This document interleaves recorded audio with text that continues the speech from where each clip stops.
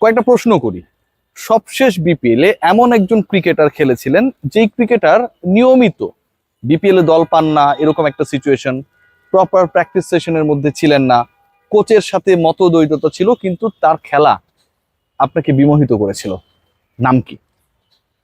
একজন ক্রিকেটার 9টা ম্যাচের মতো সুযোগ পেয়েছিলেন, ছক্কা মেরেছিলেন 20-এর কাছাকাছি, এবং তাকে সুযোগ দেয়া নিয়ে যারা শুরুর দিকটায় দ্বিধাদ্বন্দ্বে ভুগেছিলেন, একটা পর্যায়ে এসে দে গট আন্ডারস্ট্যান্ড যে এই ক্রিকেটারটা আসলে টি-20-র জন্য আমরা যতই তাকে বাদ দেওয়ার চেষ্টা করি, যতই তাকে অগুরুত্বপূর্ণ মনে করি, তাকে রাখাটা উচিত ছিল শুরু থেকেই।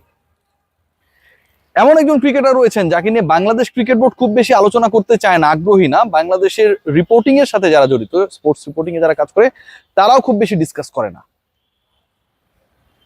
এত কথা না বলে আমি সাব্বিরের কথা বলতে চাই।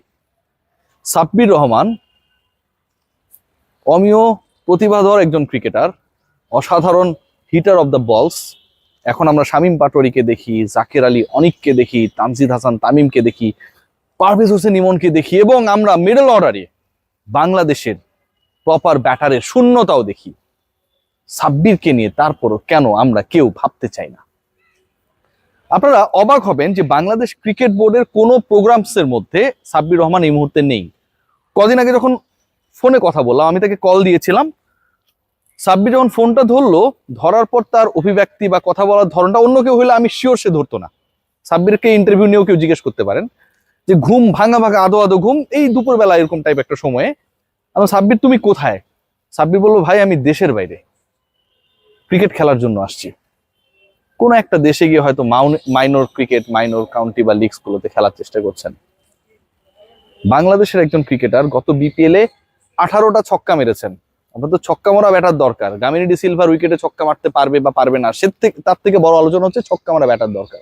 আপনার এমন একজন দরকার যে হচ্ছে টি-20-তে আপনার দলকে যে কোনো সিচুয়েশন থেকে মোমেন্টামকে চেঞ্জ করে দেওয়ার ক্ষমতা রাখে। এমন একজন ক্রিকেটার দরকার যাকে আপনি যে কোনো পজিশনে ব্যাটিং করাতে পারবেন। সেই ক্রিকেটারকে আপনি কোনো প্রসেসের মধ্যেই রাখেন না, কোনো হিসাবের মধ্যে তাকে রাখেন না, তাকে কাউন্ট করেন না। আমরা যখন মিডিয়ায় কথা বলি তখন বলেন যে হ্যাঁ সে তো আমাদের চিন্তা ভাবনার মধ্যে আছে। এই যে বাকবাকুম পায়রা মাথায় দিয়ে টায়রা টাইপের কথাবার্তাগুলো ক্রিকেট বোর্ডের ডাইরেক্টররা বলে, সেই আলোচনায় গেলে সেই কথাটাই বলবে, লাইক সাকিব আল হাসান ইস্যুতে যেভাবে তারা বিভিন্ন সময় বিভিন্ন বুজুং ভাজুং বুঝ আমাদেরকে দেয়। কেউ কি কোনোভাবে একটা প্রশ্নের উত্তর খোঁজার চেষ্টা করবেন? Bangladesh cricket board, cricket operation selection প্যানেলের সাথে যারা জড়িত, সিলেকশন প্যানেলের কাজ তো শুধুমাত্র জাতীয় দল সিলেকশন না, অন্য খেলাগুলো দেখা। সাব্বির কেন কোথাও নেই? এই যে আপনারা নুরুল হাসান সোহানদেরকে এই দলের সাথে অস্ট্রেলিয়ায় পাঠাচ্ছেন, রাইট? কেন পাঠাচ্ছেন? দ্য রিজন ইজ দ্যাট তারা যেন প্রিপেয়ার্ড হয়ে এশিয়া কাপে অংশ নিতে পারে। এশিয়া কাপে খেলানোর দরকার নেই। সাব্বির রহমান রুম্মান কি এ টিমে, অথবা যেই দলটা বিদেশে গিয়ে খেলতে যাচ্ছে 15 জনের স্কোয়াড, ন্যাশনাল টিম না ভাই, সেকেন্ড টিয়ারের টিম, সেখানটাও কি সুযোগ ডিজার্ভ করে না? সাব্বিররা করে না। নুরুল হাসান সোহানের ব্যাপারে আমি বলেছিলাম যে সোহানের ক্ষেত্রে সমস্যাটা আমার কাছে মনে হয় যে সোহান নামের কোনো এক বন্ধুর কাছে আমাদের সিলেকশন প্যানেলের সদস্য যারা, তারা তাদের ছোটবেলায় কোনোভাবে অনাকাঙ্ক্ষিত ঘটনার শিকার হয়েছিলেন, যে কারণে নামটা পছন্দ না, তাই খেলার না। সাব্বিরের ক্ষেত্রে আমার কাছে মনে হয় যে তিনি এত সুন্দর, এত ভালো ক্রিকেট খেলেন, লিপু ভাই কিংবা রাজাক ভাইরা যেমন খেলছিলেন তার থেকেও সাব্বির বেশি ভালো খেলেন। এই আলোচনা যদি হুট করে হয়ে যায়, সেই হীনমন্যতায় কি আপনারা ভোগেন ভাইয়ারা? নিশ্চয়ই না। কোথাও কেন সে থাকবে না? কোথাও কোনো প্রোগ্রামসের মধ্যে কেন থাকবে না? আপনি নাসিরকে নিয়ে কথা বলতে পারেন যে খুব ভালো ক্রিকেট খেলে বাংলাদেশের কোনো ডোমেস্টিক সার্কিটে নিজের নাম উজ্জ্বল করেছে, এরকম কোনো কিছু নেই, যে কারণে আমরা রাখছি না। প্র্যাকটিস করছে সে। সাব্বির তো ভাই বিপিএল এ ভালো খেলেছে। বিপিএল এ 160 স্ট্রাইক রেটে খেলা একজন ক্রিকেটারকে আপনি কেন কোনো প্রোগ্রামস এর মধ্যে রাখবেন না? সেই ছেলে যে বাংলাদেশে নাই এই খবরটাও কি আপনারা রাখেন না?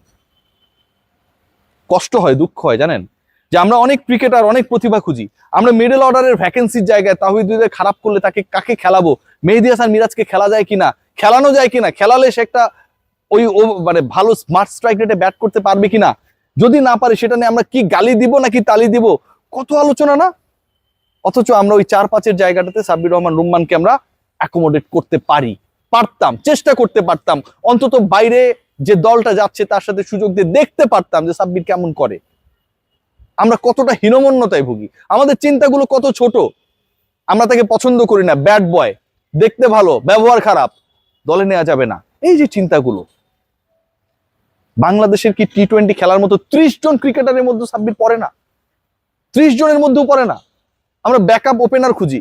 সাকিব আল হাসান একটা দারুণ কথা বলেছে যে টি-20তে আসলে কোনো স্পেশালিস্ট পজিশনে কারো ভূমিকা বলে কোনো কিছু নেই। 20 ওভারের ক্রিকেট, ওখানে গিয়ে শুরুতে অ্যাটাক করতে হবে।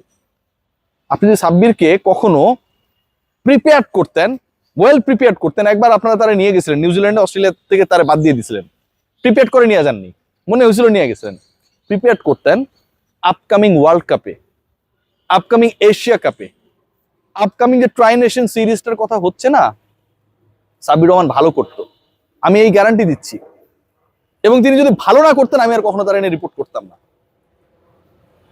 আমি গ্যারান্টি দিচ্ছি।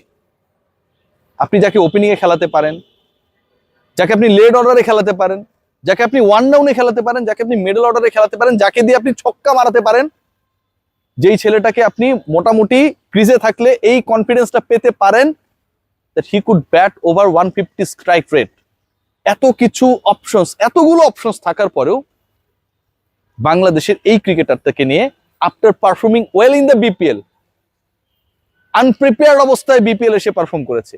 রেসিডেন্সিয়াল স্কুলের মাঠে দৌড়িয়ে দৌড়িয়ে নিজেকে ফিট রাখার চেষ্টা করা সাব্বিরকে আমরা কেউ গোনার মধ্যে ধরি না। আমরা অনেক কিছু নিয়ে আলোচনা করি, সোহানদের নিয়ে আলোচনা করি, ডিজার্ভিং ডিসকাশন, অঙ্কনকে নিয়ে আলোচনা করি, he deserves to be discussed. কিন্তু আমরা সবশেষ বিপিএল এ ভালো করা, খেলার মধ্যে না থাকা একটা ক্রিকেটার খেলায় ঢুকে যাওয়া, সেই সাব্বিরকে নিয়ে আমরা কেউ প্রপার আলোচনাটা করি না। কত টিম হয়, কত ক্যাম্প হয়, এইচপি হয়, এটা হয়, ওটা হয়, এ টিম বাইরে যায়, ফিরে আসে, প্রিপেয়ার করি ফর ন্যাশনাল টিমস, কোথাও আমরা সাব্বিরকে সেই গুরুত্বের জায়গায় দেখি না। এতটাই কি অগুরুত্বপূর্ণ সাব্বির? আসলেই কি বাংলাদেশের 30-35 জন টি-20 ক্রিকেটারের তালিকা করলে কোনোটাতেই সে আসার অযোগ্য? আসলেই কি? I have doubt. বাট আমাদের নির্বাচকরা দে আর ডাউটলেস, তারা জানে সাব্বিরের দ্বারা কোনো কিছু হবে না।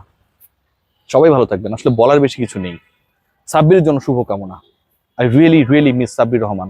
বাংলাদেশের যে কোনো সেট আপে, ন্যাশনাল টিম হোক, এ টিম হোক, এইচপি হোক, বি টিম হোক, যে কোনো সেট আপে Sabbir Rahman could be a great solution for the national team যদি তাকে প্রিপেয়ার করতাম opening, middle order, late order, one down, যে কোনো জায়গায়।